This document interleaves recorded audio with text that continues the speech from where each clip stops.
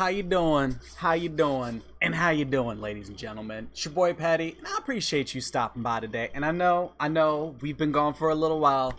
I do apologize for the delay.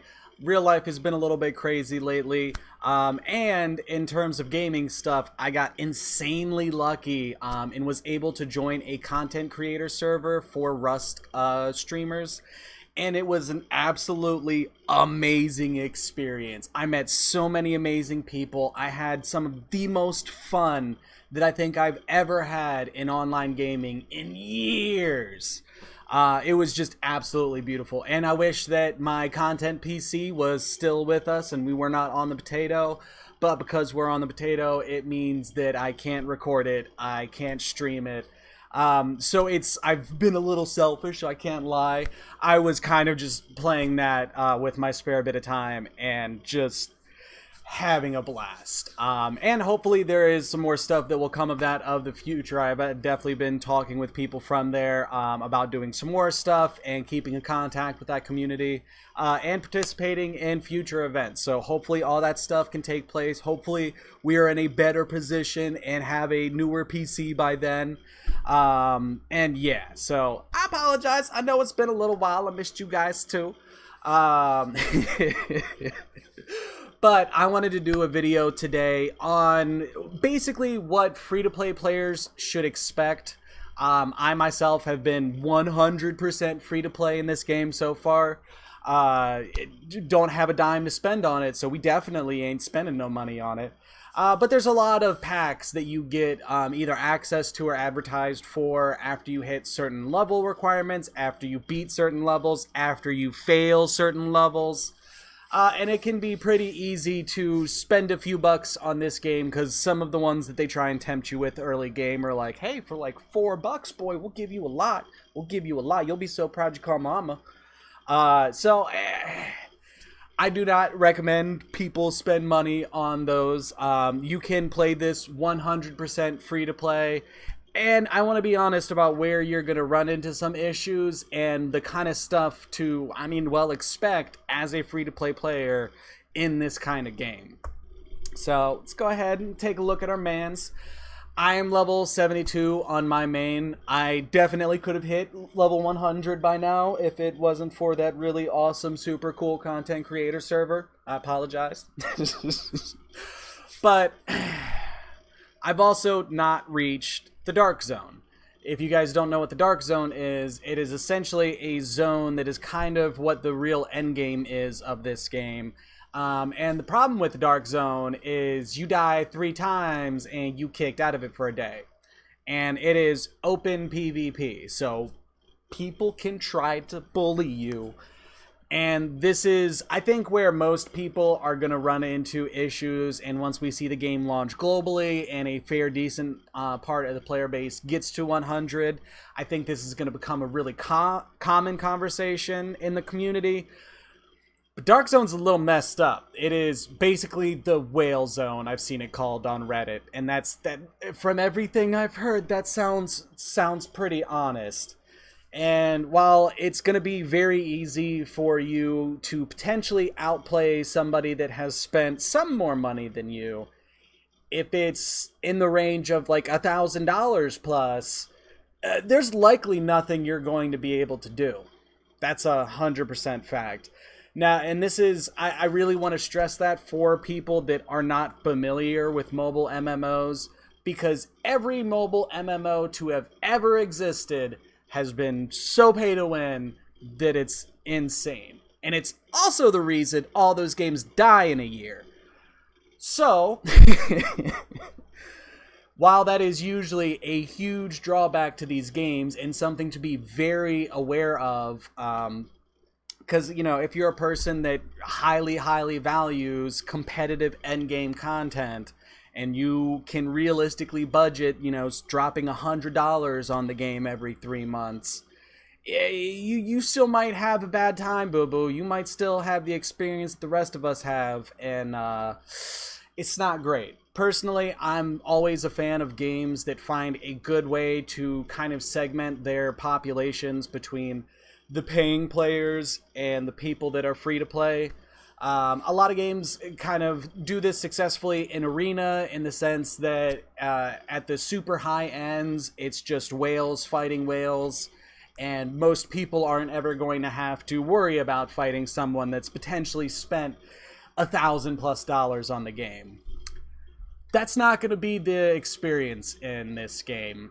Currently, it does not appear that there is any matchmaking or power ranks in terms of who you might get matched up with in like Dimensional Arena or Omega War. So I would hope that they eventually develop a system to kind of send the people that want to spend insane amounts of money to go fight each other and have a good time, and then let the people that are more reasonably balanced against each other play and have a good time. That will keep the game alive for a lot longer if they can successfully do something like that, than if they just let it be one of the many mobile MMOs that just lets whales absolutely bully other players. And if you're the kind of person that's like, well, what's the point of being a whale then? Go like talk to your mother or something, because it's a dick move, bro. You should probably work on something in here, because if the whole reason that you're playing a game and spending money on a game is so that you can ruin other people's game experience, just that's shitty. That's 100% dog trash. So sorry, whales. I'm not gonna be your buddy on that one. I'm here for my poor people. So, while that is a definite problem that I see happening in the end game, and that I think that the community is going to raise a lot of concerns about once it is open to broader audiences, I will say that outside of that aspect, this is probably the best mobile MMO we have ever seen in terms of playability, accessibility, and actual gameplay. Actual gameplay. No auto pathing, no, I mean, you can auto around and fly and do quests, but you have to do villain fights. You have to pay attention in boss fights. There are mechanics that will absolutely punish and kill you in one shot in a lot of cases if you do not respect mechanics and if you are not actually playing the game. That already is such a higher bar than what we normally see in these that I'm very happy. Even if I know I'm probably going to get bullied once we get towards the end game a little bit. But there's some other stuff that I want you guys to be aware of as free-to-play players. One of the biggest things that is going to come up after you are a fair way decent into the game is your squad rank is going to matter. Matter a lot. Matter so much that it was I think the second or third video that we did on the game, period. We're just like, hey, by the way, this is how you work on this and make this better, because it's super important. So I want to make sure we touch on it when we're talking about free-to-play expectations, because as a free-to-play, you're going to have to do more legwork than paying players. Paying players will get items through packs that increase their squad rank to the point to where maybe some of you, like me, saw Seaton's tweets in the first couple of days that the game was available, that he had never hit a wall, that there was no XP limit or anything like that, and he was able to progress from level 1 straight to 100, no breaks, let's go. That's not going to be the experience for free-to-play players. But the great thing is that you are not time-locked. It's not like they decided, okay, you didn't spend money, so it's going to take you 6 days to progress past this point. No, there's a lot of stuff that you can do to increase your squad rank. A lot of things within records, your activity log stuff, some collection things. And then leveling up other characters is huge. Huge. Will be a huge source of where you get your stuff, because this resets for every character. Every character, you get these rewards for every 5 levels you go up. So leveling alts is kind of a necessity. And it's nice. All the characters play so differently that this isn't a mobile MMO where it feels like all the classes were given roughly the same multipliers, have kind of the same skills, and just kind of different animations for them. No, you can do full builds in this that are unique and have specific play styles. Has more, like I said earlier, playability than so many other games. So leveling other characters is great. I have a Black Widow that I'm absolutely loving. I have a Spider-Man that I've been absolutely loving. I've been stacking literally all of my points so far so that I can unlock more character slots. See, look at that. 2,800. We got lots of crystals.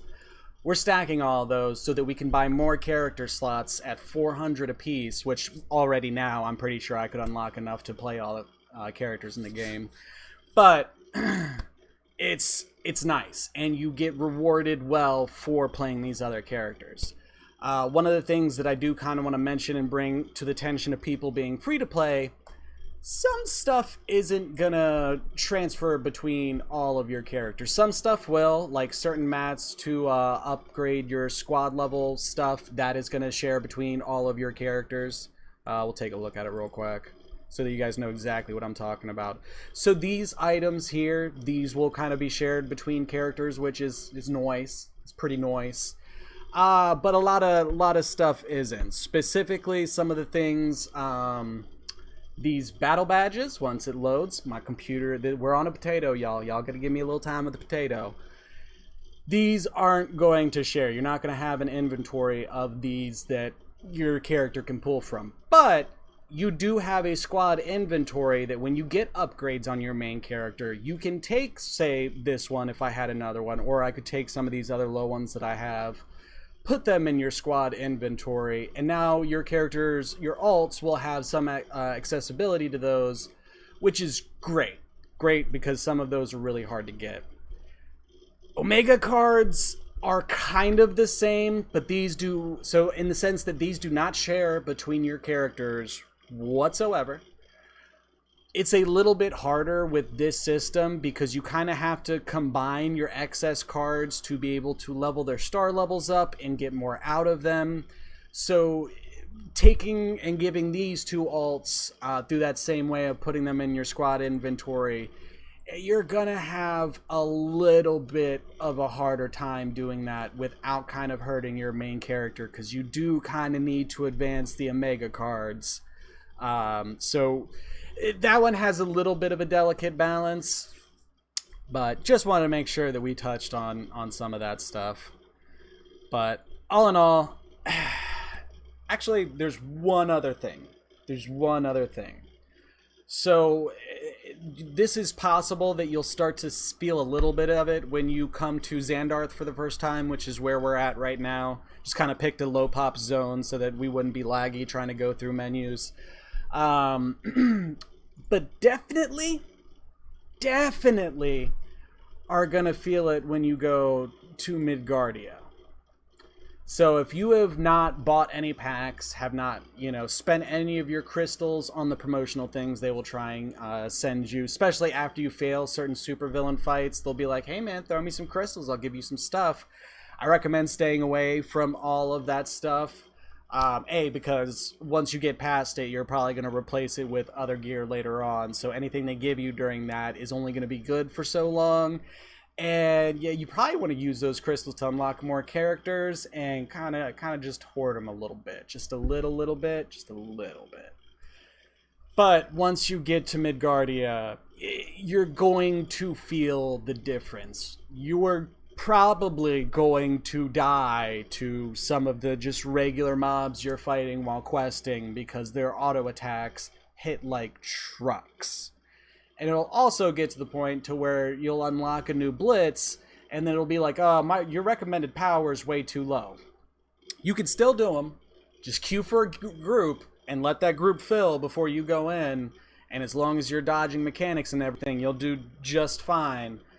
But there is a increase in difficulty to where if you haven't gotten any really good pieces of gear or haven't gotten some of the 5 or 6 star battle pins or crazy Omega cards, that you're gonna feel the difficulty jump up a little bit.